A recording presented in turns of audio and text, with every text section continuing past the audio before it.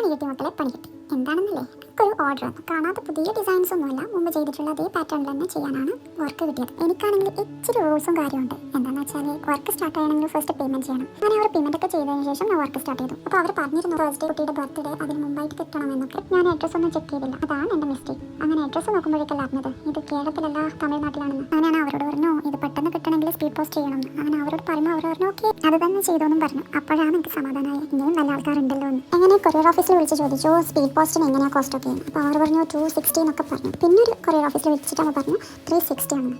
അപ്പോൾ ഇതിൻ്റെ ട്രാജഡി എന്താണെന്ന് പറഞ്ഞാൽ ഞാൻ ഉണ്ടാക്കുന്ന സാധനത്തിന് വെറും 200 ആണ്.